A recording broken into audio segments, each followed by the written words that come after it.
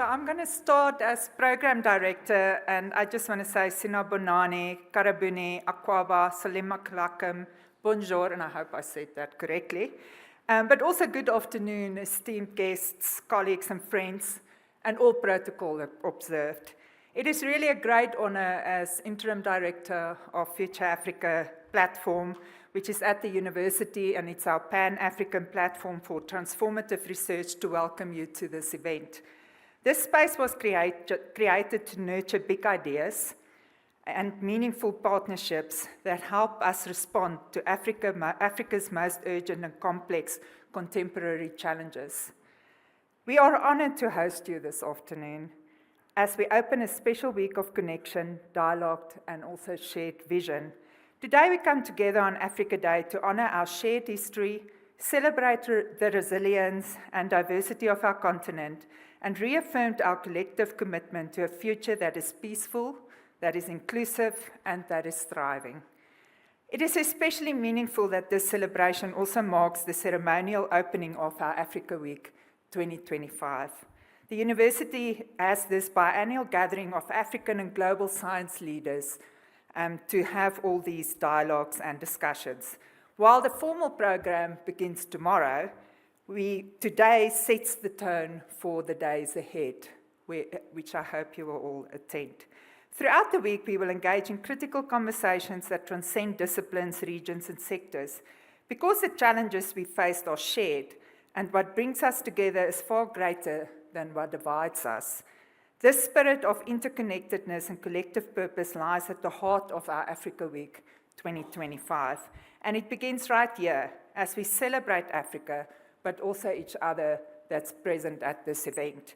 And in the words of the late Archbishop Desmond Tutu, "My humanity is bound up in yours, for we can only be human together."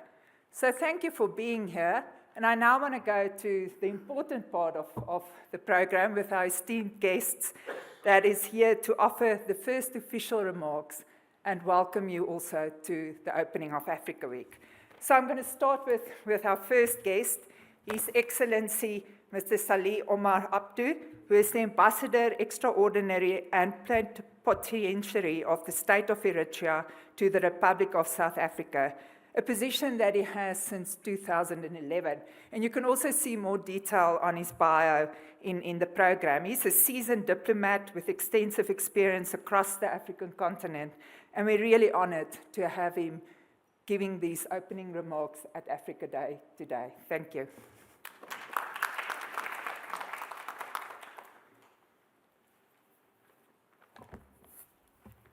Thank you, Program Director. Good afternoon.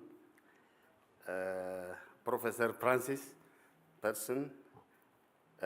Petersen, Vice-Chancellor and Principal of the University of Pretoria.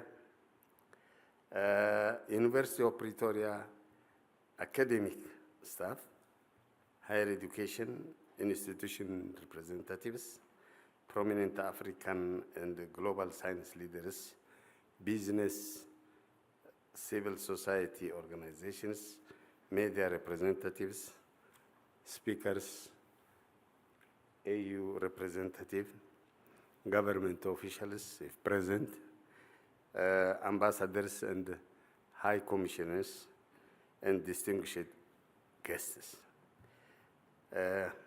It is a profound, permit me to begin by extending a warm welcome to everyone present, and allow me also to make this opportunity to thank the event organizers and each one of you for taking that part in today's Africa Day Week celebrations. It is a profound honor to stand before you today as we mark Africa Day 2025 here at the prestigious University of Pretoria, a place where scholarships meet the spirit of Pan-African unity. I speak on behalf of the diplomatic corps in South Africa and the state of Eritrea, bringing greetings of solidarity, reflection, and shared hope. Dear participants, I am thrilled to share my happiness with you all that only yesterday, on 24th of May, on the eve of Africa Day, that the people of Eritrea, at home and abroad, colorfully celebrated the 34th anniversary of Eritrea's Independence Day. As we celebrate Africa Day 2025, a moment to reflect on our shared past, assess the challenges of our present, and collectively reimagine a future of dignity, resilience, and unity. This year's Africa Week is framed by a theme that dares us to look deeper to reimagine the notion of global security, not as an exclusive domain of weapon and warfare, but as a far more complex and layered construct. Indeed, security today is both seen and unseen, spoken and unspoken, and it is experienced differently across the world, and especially across the continent. To underline further, as indicated in your progress, the Africa Week theme compels us to redefine global security beyond militarized paradigm and confronts its multifaceted dimensions. Excellencies, distinguished guests, the question before us is urgent. So we must ask, what is truly at stake in Africa? First, our climate and environmental security is under grave threat. Africa, through least responsible for global emissions, faces and harshest impacts of climate change, rising temperature, shrinking water resources, biodiversity loss, and erratic weather patterns not only undermine our ecological heritage, but also deepen inequalities and fuel conflict over scarce resources. The triple crisis of climate change, biodiversity loss, and resource scarcity are not distant threats, but present dangers, destabilizing communities and eroding the very foundations of our sustainability. Africa, despite contributing minimally of global emissions, bears the brunt of these injustices. Second, the realm of knowledge security and research integrity is now under siege. In an age marked by disinformation, cyber intrusion, and growing political manipulations, the sanctity of trust, of truth, scholarship, and independent knowledge production is increasingly compromised. For Africa, this poses a critical risk as we strive to own our narratives, innovate for our futures, and protect the wisdom of both science and tradition. Africa must safeguard its intellectual sovereignty, ensuring that truth and evidence-based research guide our policies and innovations. Third, we contend with economic insecurity, a daily reality shaped by global instability, dependence on external supply chains, and the long shadow of uneven development. For true African renaissance, we must champion economic models that are inclusive, sustainable, and anchored in intra-Africa trade and industrial self-determination. Global economic instability, supply chain vulnerabilities, and uneven development perpetuate cycles of reliance. Hence, Africa's economic liberation demands bold structure reforms, equitable trade, and investment in self-sustaining systems. Africa needs to construct an integrated, networked, and unified sustainable social open innovation system path by coming together rather than by going alone, facing the prisoner's dilemma, being caught within the boundaries of each of these 55 states.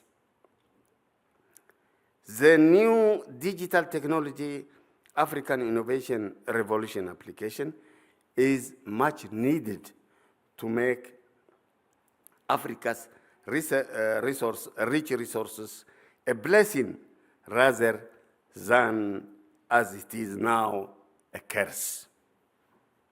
What Africa failed in the first, second, third industrial revolutions must be redressed with the fourth industrial revolution to resolve and solve now more than at any time the developmental challenges that have persisted to improve poverty, unemployment, inequality, environmental and health challenges to the people that has the richest resources in this planet. Let Africa propel into a digital knowledge-driven economy powered by smart, integrated, and green innovation. This will enable Africa to reduce its dependence on loans, aid, and debt, and instead unlock growth through Pan-African collaboration and engagement. It is in this broader context that the African Union has boldly declared 2025 as the year of reparations, a momentous designation that underscores the urgent need to reparatory justice. This is not only a call for restitution, but for the restoration of African dignity on the continent and across the diaspora. The year 2025 of reparations resonates deeply. It is historic acknowledgement of the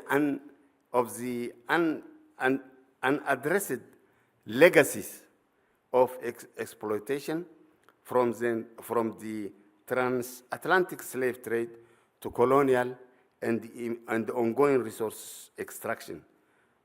Reparatory justice is not merely a moral imperative, it is catalyst for healing, restoration, and the reclamation of Africa's stolen dignity. Distinguished guests, this call is rooted in the unfinished struggle for our foremothers and forefathers from the looted wealth of colonization to the scars of slavery, apartheid, and systems racial exploitation. Reparations are not only about the past, they are about transforming our shared future economically, psychologically, and politically. As we celebrate Africa Day, may we do so with clarity, courage, and conviction, knowing that The destiny of our continent is not only to survive, but to thrive on its own terms, shaped by its people, values, and visions. As we convene here, let us remember that Africa's security is inextricably linked to justice, equity, and collective action. Our continent's future hinges on our ability to unite across borders, transcending divisions of languages, ethnicity, and history to demand a world where Africa is not a pawn, but a protagonist in global affairs. Let us therefore commit as diplomats, scholars, citizens, and leaders to elevate these conversations beyond ceremonial words. Let us make Africa Week a catalyst for enduring action in policy, in education, in community, and in international solidarity. In the words of Eritrea's own liberation ethos, the resilience of a people is measured by their commitment to self-determination. I repeat, in the words of Eritrea's own liberation ethos, the resilience of a people is measured by the commitment to self-determination. Let this Africa Day ignite a renewed commitment to Pan-African solidarity, where our policies, research, and alliances are rooted in the unwavering pursuit of justice and shared prosperity. Long live African unity, long live African dignity, long live the struggle for justice and peace. I thank you.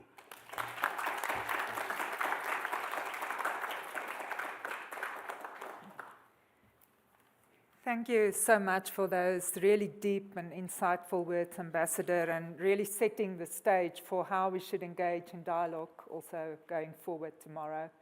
So I'm going to introduce our next speaker, and we're really privileged to have Ms. Anneline Morgan, who is the Chief Director that oversees bilateral cooperation at the Department of Science, Technology and Innovation, where she oversees international partnerships very broadly across Europe, the Middle East, Asia, Americas, and BRICS. A former director of the African Cooperation at South Africa's Department of Science and Technology, she played a key role in advancing regional STI policies, strategies, and programs, and she's widely recognized for her leadership in promoting regional and international cooperation in science, technology, and innovation. So welcome, Ms. Morgan. We're looking forward to your words. Thank you, Program Director. Good afternoon, everybody. And happy Africa Day today to everybody. It's a great honor for the invitation that was extended to the Department of Science, Technology and Innovation. So I'd like to just deliver some short remarks. Greetings to all on this day, especially acknowledging our Program Director, Professor Markotter, Interim Director for Future Africa, University of Pretoria, Professor Francis Petersen, Vice-Chancellor, University of Pretoria, and the leadership of the university. His Excellency, Ambassador Salih Omar Abdu, Ambassador of the State of Eritrea to South Africa, and the Dean of the Diplomatic Corps in the Republic of South Africa. I'd also like to recognize His Excellency, Ambassador Mjwara, our Ambassador designate to UNESCO on behalf of South Africa, representatives of the African Union Commission, representative of the National Research Foundation, Your Excellencies, Ambassadors, Heads of Missions, distinguished guests, ladies and gentlemen. We are gathered here today for the launch of the Africa Day Week at the University of Pretoria. under the theme Global Security, Global Africa. The program will uncover multiple hidden and overt meanings at present and how they manifest at all levels of society. It will reimagine global security. Frameworks examine Africa's place and role within global security complexities. It is my honor and privilege to deliver these short remarks on behalf of the Department of Science, Technology, and Innovation. The significance of Africa Day is to celebrate and remember Africa's struggles against colonial rule and years of suffering and marginalization in its ancestral land. We continue to stand together in solidarity to liberate our people, especially to achieve economic liberation and access to land and resources. Our African founding fathers liberated us into independence from colonial rule. Now, as we stand as leaders of today, we have the responsibility to lead our people into economic liberation, development, and prosperity. Your Excellencies, ladies and gentlemen, to harness science, technology, and innovation to support these programs, Africa possesses a vast amount of agricultural land, and it is important that we work together to address food security, ensure sustainable livelihoods by investing in agricultural systems, innovations, and technologies. Therefore, our strategies seek to attract investment in agricultural value chains, invest in plant and crop improvement programs, animal and human vaccine programs, create jobs in the sectors, and support startups. In stimulating industrialization, South Africa's science and technology innovation has refocused in addressing these challenges through our decadal plan 2022-2032 on science, technology, and innovation, where it addresses the need to invest in the country's traditional industries such as mining, energy, and agriculture. Africa Day is launched under the theme of security, and as we heard from His Excellency the Ambassador, the theme for this year is about Africa and bringing back Africa's ancestral descent. I'm pleased to announce that Africa is developing its capacities in space science and technologies. The African Union recently launched the African Space Council to operationalize and implement the ambitious vision of the African Space Agency. South Africa is also engaging in discussions with the African Union Commission in establishing the Pan-African University Institute for Space Sciences in South Africa. Our universities offer world-class training in various disciplines related to space science and technology, and we believe that South Africa has a role to play in providing capacities in Africa's future space leaders. Allow me to echo the words of one of the great leaders, Kwame Nkrumah, open quote, "We shall accumulate machinery and establish steel works, iron foundries, factories. We shall link the various states of our continent with communications. We shall astound the world with our hydroelectric power. We shall drain marshes and swamps, clear infested areas, feed the undernourished, and rid our people of parasites and disease. It is within the possibility of science and technology to make even the Sahara bloom in a vast field of variant vegetation for agricultural and industrial development," close quote. In 2025, we marked yet another milestone which witnessed the adoption of the new Science, Technology and Innovation Strategy for Africa, STISA 2034, by the African Union Heads of State and Government at their summit. The new 10-year plan on science, technology and innovation for Africa aims to facilitate a vision of integrated, prosperous and peaceful Africa, where science, technology and innovation are drivers for sustainable economic development. As Africa and the Global South, we still face many challenges such as poverty, unemployment, high disease burden, and underdevelopment.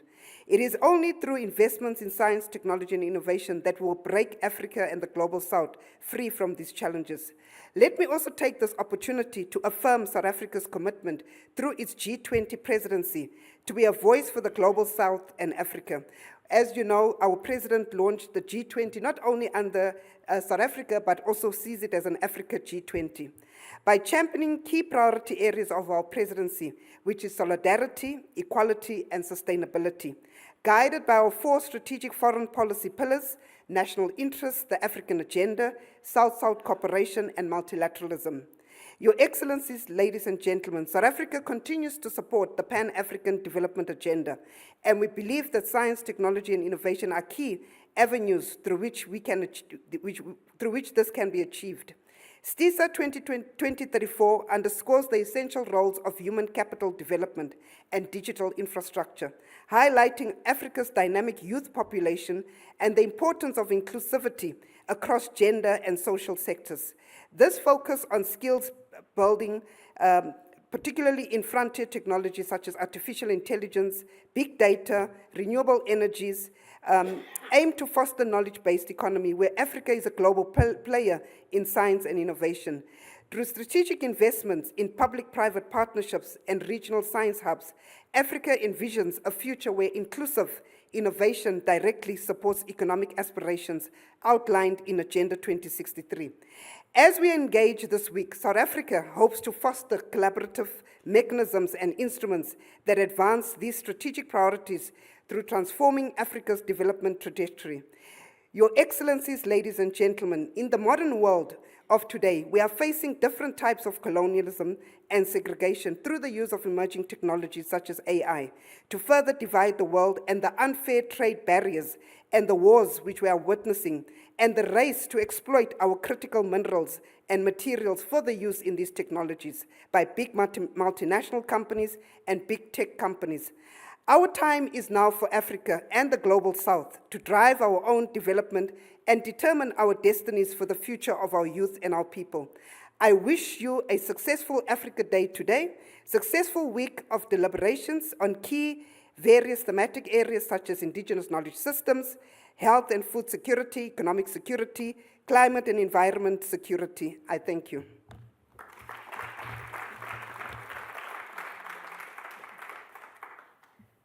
Thank you for those wonderful words and also bringing in science, technology and innovation into the very important discussion that we also need to have in the next 2 days.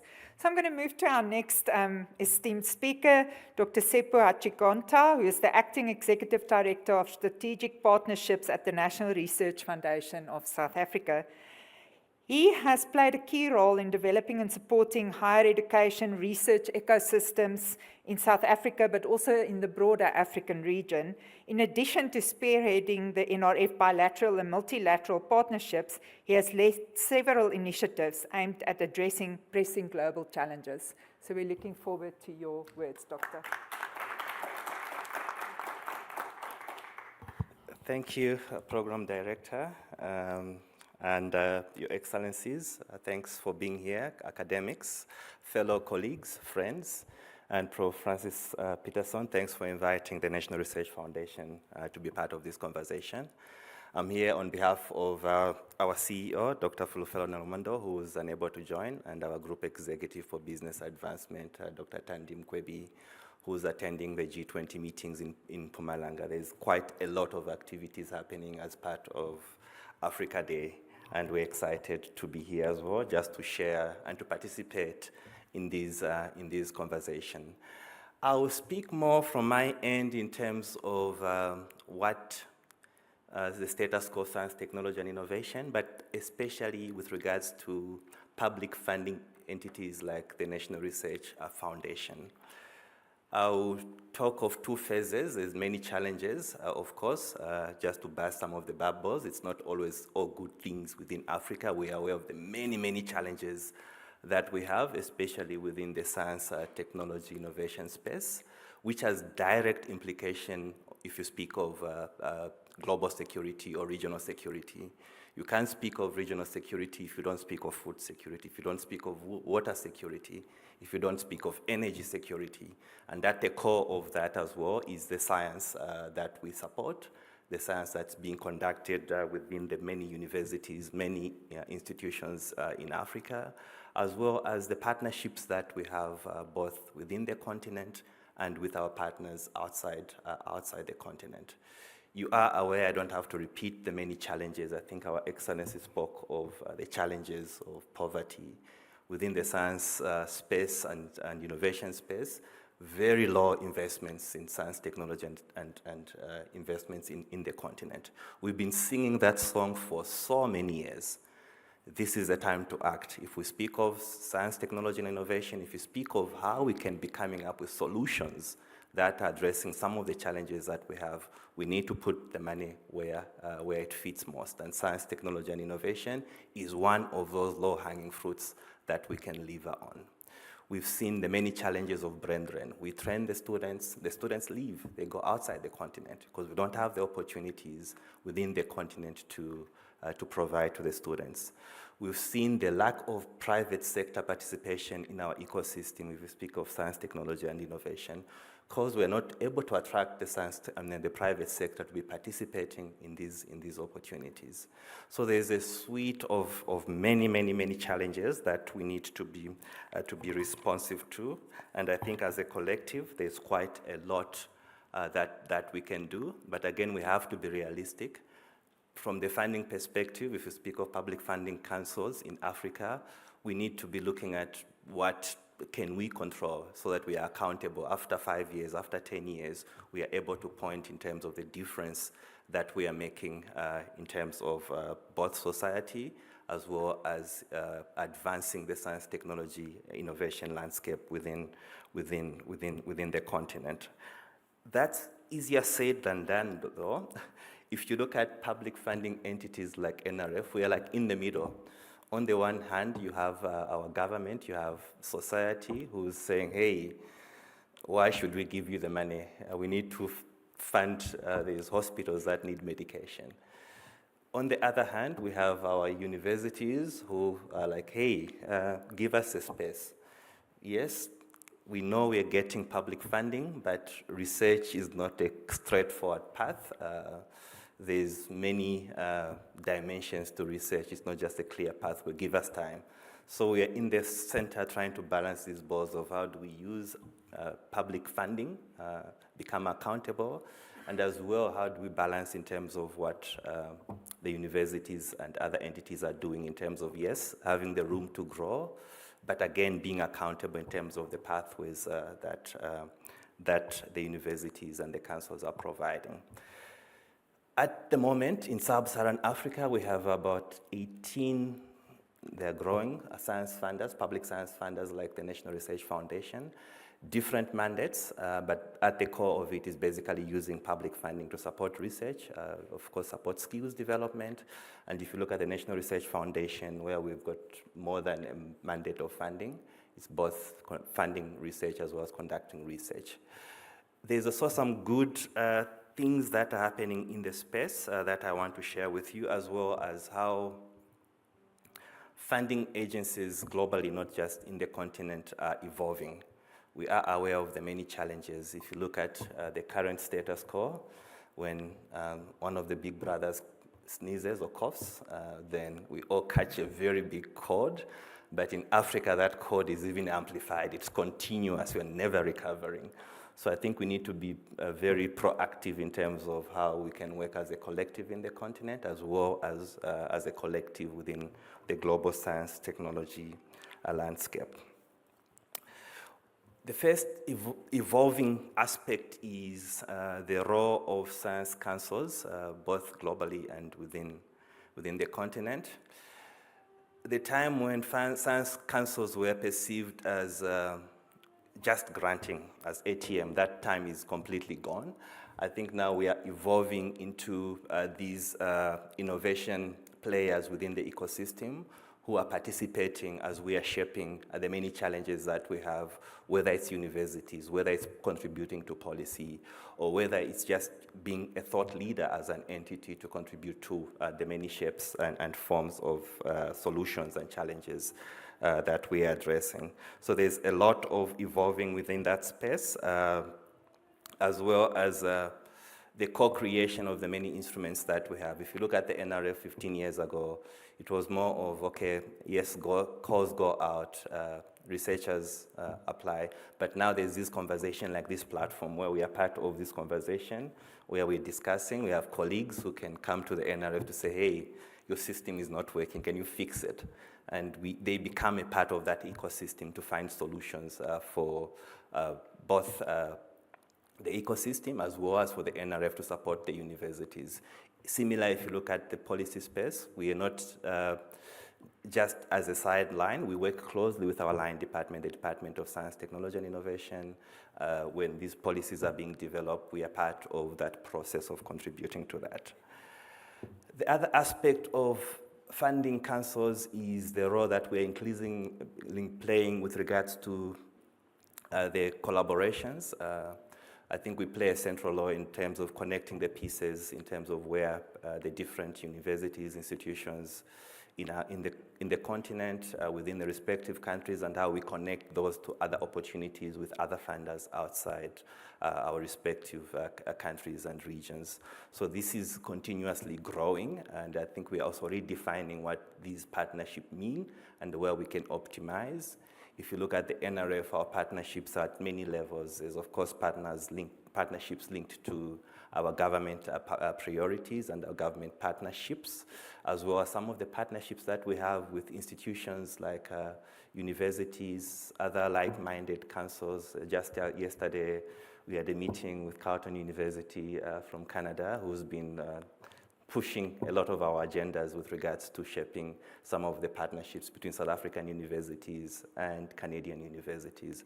And it's always good to have those connections as well, and champions who are able to push the agenda of science, technology, and innovation in the continent.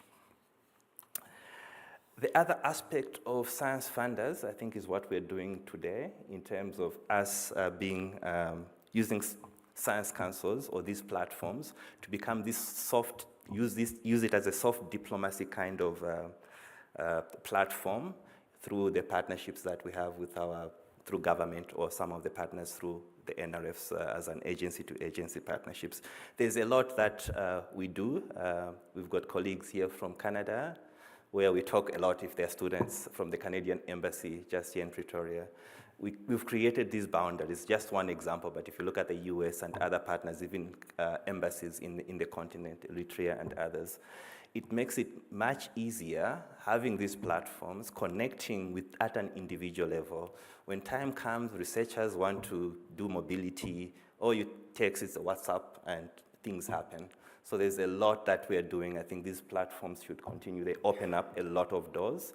And us as science councils, I think we're always excited to be participating in this conversation. The other aspect, especially within the continent and South Africa, if you look at South Africa and the differentiated university system that we have, science councils, we play a big role where we know, yes, as universities, you are very competitive. That from a science council's perspective as well, where we say, yes, continue being very competitive, but again, you can as well work as a collective, where we try as much as possible to encourage universities to work together. If you look at the many challenges that we have, water, food, energy, some of these challenges can be addressed as a collective, of course, through that as well as other individual capacities that we have as universities.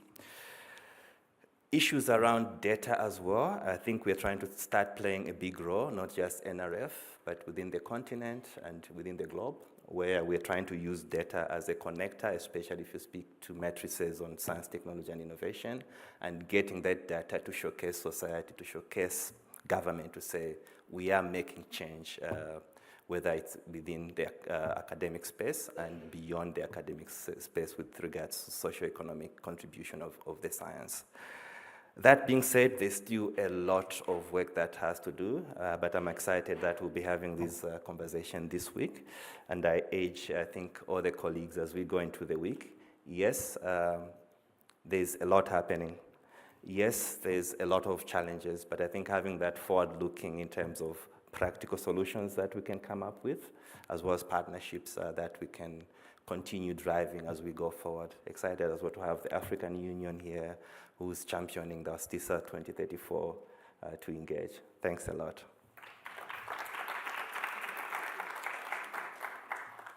Thank you for those words. I think that what stuck in my mind, although there's lots of challenges, is what you said. It's time for action and it's time for solutions. So I think that sets the tone for discussions going forward. And my apologies for that background music. I think some of our performers are getting a bit excited outside, but I think we managed that. So going to our next speaker, and we're really very privileged to have the African Union today with us, and Mrs. Myranda Lutempo, who's an accomplished development economist and policy advisor with more than 15 years of experience in regional integration, economic policy analysis, program management, resource mobilization, and international development. She currently serves as the Senior Policy Officer at the African Union Southern African Regional Office, where she leads high-impact programs in regional integration, industrialization, implementation, private sector engagement, and climate resilience. And I like the last sentence of your bio, which says, she is passionate about advancing Africa's economic integration and promoting inclusive and sustainable development. So thank you. Over to you.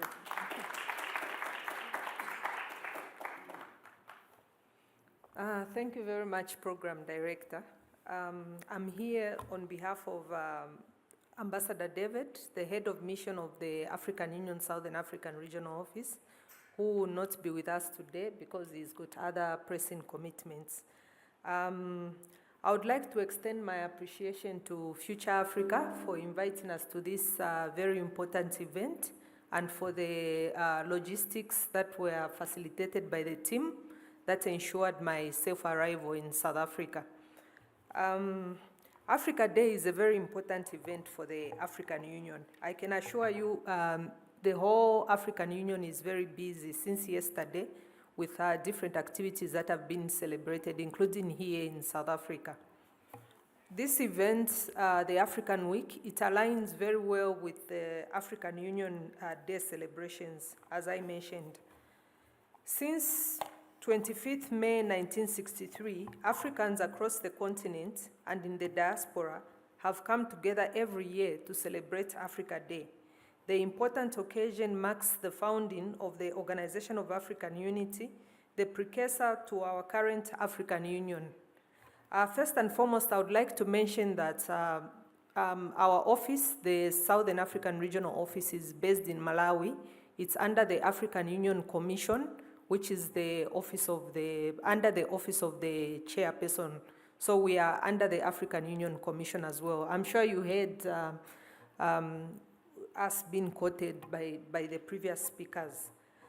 So the Africa Day is a powerful reminder of our journey, our unity, and the shared dream of the Africa we want as a vision by our forebearers.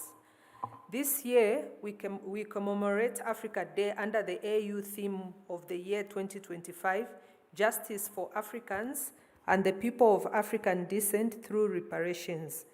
The African Union has declared 2025 as the year of justice for Africa and people of the African descent through reparations to reaffirm our collective commitment to acknowledging and addressing the deep historical injustice that have long plagued our people, including the transatlantic slave trade, colonialism, apartheid, and genocide. Through this initiative, the African Union stands firmly with the millions of voices advocating for reparatory justice, both moral and material, as well as the restitution of cultural artifacts and heritage looted during colonialism and slavery. It is a call for global recognition and redress grounded in dignity and unity. Excellencies, ladies and gentlemen, today we honor Africa's long struggle for liberations from the chains of colonialism and the cruel system of apartheid, and celebrate the remarkable progress that we have made since. Our intellectual, scientific, and cultural capital continues to grow and inspire. Economically, Africa is now home to more than half of the world's fastest growing economies, some of which include Niger, Senegal, Libya, South Africa, Rwanda, each expected to grow at rates exceeding 7% per annum. This growth is largely due to the bold economic reforms undertaken across many African countries to address inflation, manage public finances, ease the cost of living crisis. However, we remain aware of the divergent reality on the continent. While some nations enjoy rapid growth, others face entrenched challenges such as conflict, fragility, climate shocks, political instability, weak infrastructure, non-tariff barriers, limited private sector participation, as well as having fragile institutions. Excellencies, We also salute the resilience of the African continent in the face of compounding global crises, from geopolitical fragmentation to the lingering effects of the COVID-19 pandemic.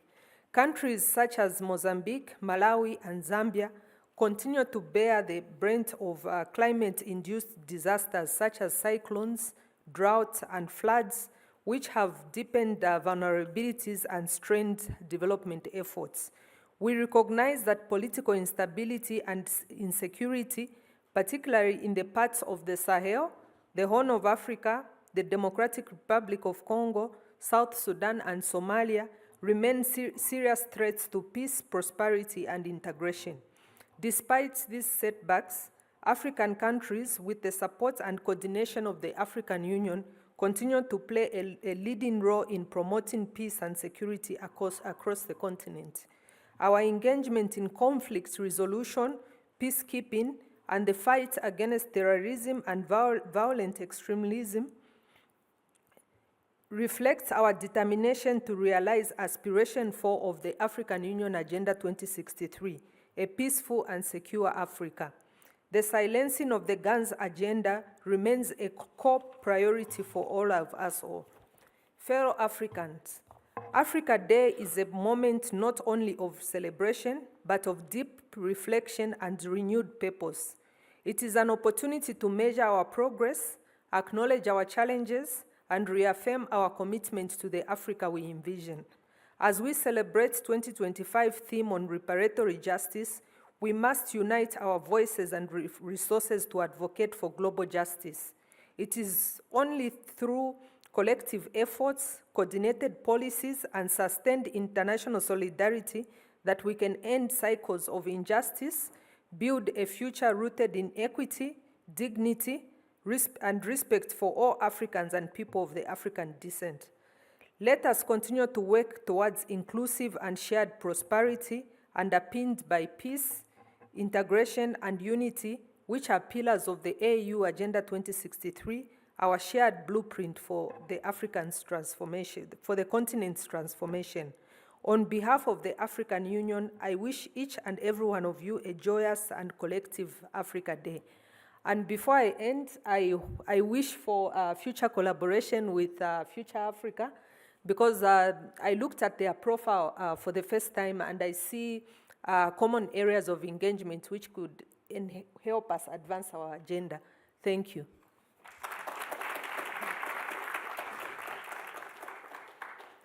Thank you for those wonderful words. And yes, we will definitely follow up with future collaborations. The AU is really important in discussions with academics and in the broader environment, and needs to be in that space. So last but not least, the next speaker is Professor Francis Petersen, the Vice-Chancellor and Principal of the University of Pretoria. He has a distinguished record of academic leadership and a wealth of experience in higher education, with a diverse background in engineering, finance, and academic management. And we're really privileged to have him at University of Pretoria, I think since October last year, so he's not that new anymore. But yeah, so we're looking forward to your words today. Thank you.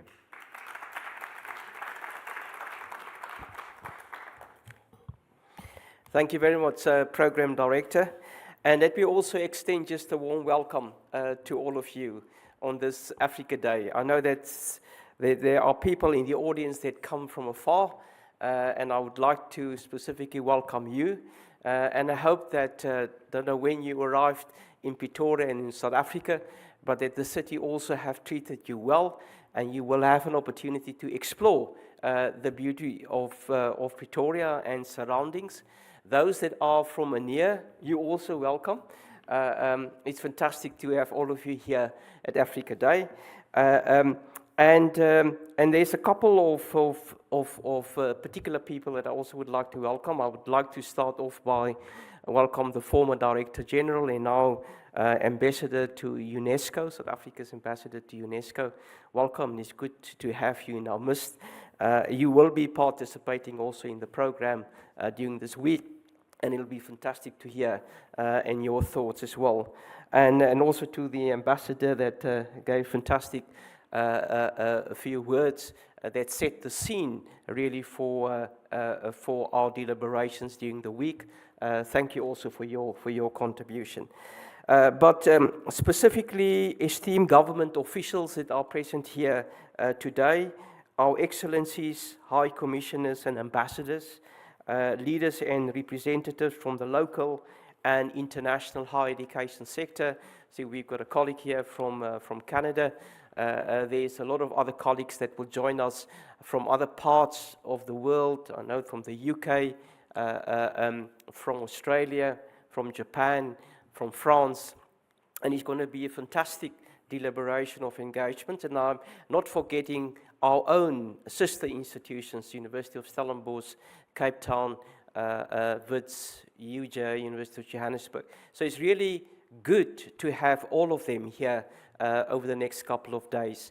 As has been indicated, that it's not just, hopefully not just going to be another talk shop, but that we really can focus our deliberations and come up with solutions that's not only practical and pragmatic, but it also have got a high probability of implementation.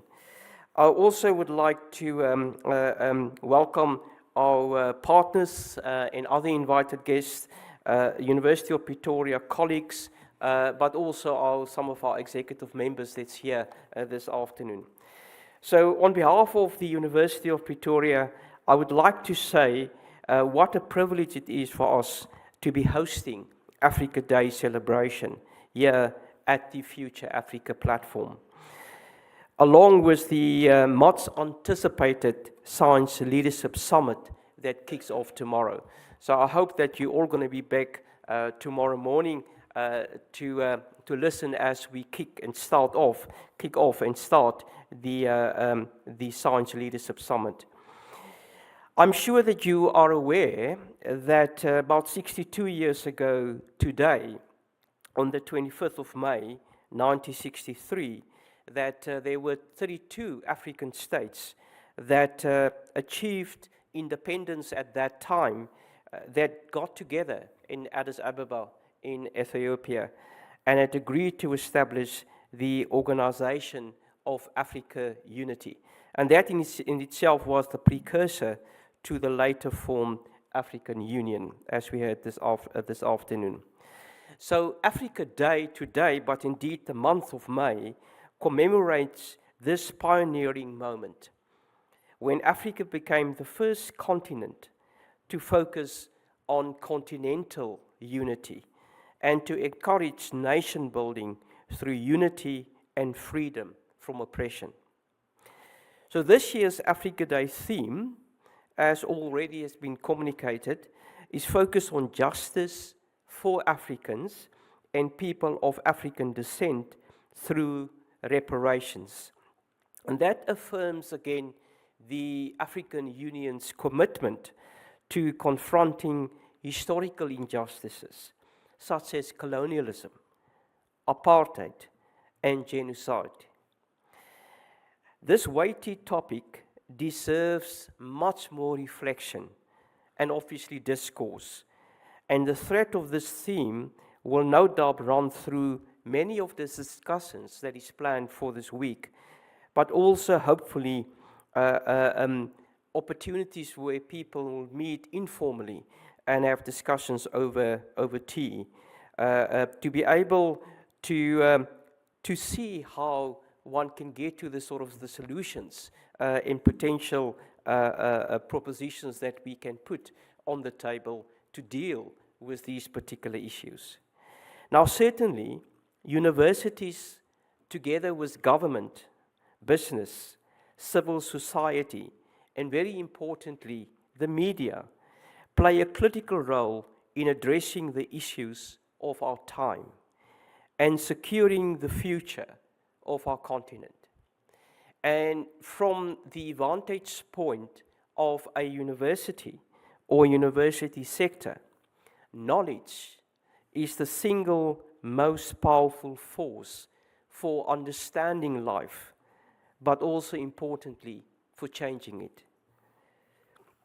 So at the University of Pretoria, we have embraced our continental identity as an African university, firmly anchored in our locality in South Africa. We are passionate about our continent's unbelievable richness in terms of its people. And I want to start with people first, because we know Africa is also endowed and enriched with natural resources, with cultures, with biodiversity and environments, and its potential to thrive as a knowledge economy that relies on itself for solutions to its own challenges. We know that the continent is brimming with talent, and as path breakers of the African Knowledge Society, our youth, if afforded the opportunity to be the best they can, will contribute significantly to innovation and scientific research excellence. So there are, and we also have heard this afternoon, of course, considerable obstacles that need to be overcome in order to attain the African Union's Agenda 2063's vision of a prosperous Africa based on inclusive growth and sustainability and sustainable development, where poverty is eradicated in one generation. That is the words of the African Union Agenda's Vision 2063. Last year, we were pleased to celebrate the 5-year anniversary of the University of Pretoria's Future Africa platform, which was established in response to the need for these critical solutions. As a unique Pan-African collaborative platform for research that works across the sciences with society to address Africa's largest and most contemporary challenges, our fundamental purpose is to develop and to unleash the transformative potential of African sciences, to inform, but also to inspire a future of thriving African societies. So since its story began, this is now the story of Future Africa. This platform has hosted more than 3,000 events and welcomed an estimated of 66,000 delegates and speakers from all over the world. Far beyond simply being a conference center, it provides a neutral space to convene, to catalyze, and indeed coordinate big ideas and also big initiatives, all on the basis of a common purpose and shared ideas. And this common purpose and desire to share and generate ideas is exactly what brought all of us together today and for Africa Week 2025, which marks the second in-person edition of the summit, which we are delighted to be convening in strategic partnership with the South African Department of Science, Technology and Innovation, and also the National Research Foundation. So the spirit of collaboration and of partnership in which we meet this week is distinctly African. So let's draw us on the philosophy of Ubuntu, which encompasses the quality of being a human being and sharing deep, interconnected relationships with one another. Indeed, let us unite as together we find meaningful solutions to our continent to thrive into the future. And on that note, Program Director, I would like to wish not only you, but everybody here a happy Africa Day and officially declare Africa Week 2025 open. Thank you.